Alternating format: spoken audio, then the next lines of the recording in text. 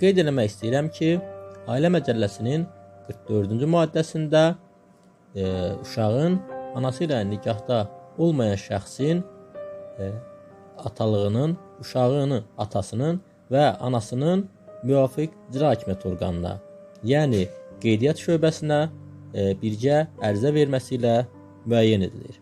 Yəni siz hər ikiniz qeydiyyat orqanına birlikdə ərizə ilə müraciət edərək uşağın mənşəyini müəyyən edə bilərsiniz. Belə olan halda uşağın ana qrafasına sizin adınız, ata qrafasına isə atanın adı verilir.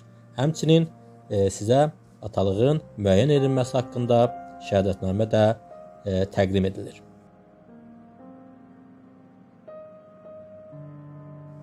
Uşaq aralarında nikah olmayan şəxslərdən olduqda və valideynlərin birgə ərizəsi olmadıqda və yaxud da uşağın atasının ərizəsi olmadıqda onda uşaq, yəni atalıq faktı uşağın valideynlərdən birinin, uşağın qəyyumunun, uşağı saxlayanın, habelə uşaq 7 yaşına çatıbsa, onun özünün ərizəsi əsasında məhkəmə qaydasında müəyyən olunur.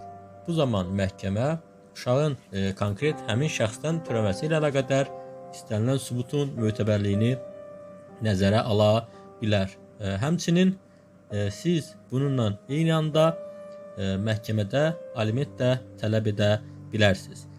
Atalıq faktı müəyyən olunmadığı halda siz aliment tələb edə bilmirsiniz.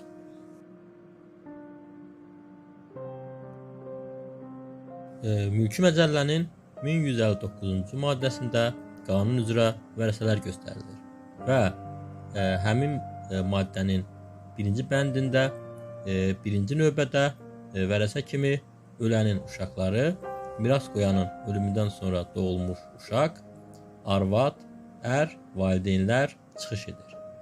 Əgər siz bu halı, yəni nikahdan kənar doğulmuş uşağın atasının həmin şəxs olmasını ya birgə ərizə ilə, yaxud da məhkəmə qaydasında müəyyən edə bilsəz, bu zaman sizin övladınız həmin şəxsin birinci növbədə vərəsəsi olur və o rəhmətə gedərsə, digər vərəsələrlə birlikdə birinci dərəcəli vərəsə kimi çıxış edib mirasdan pay ala bilir.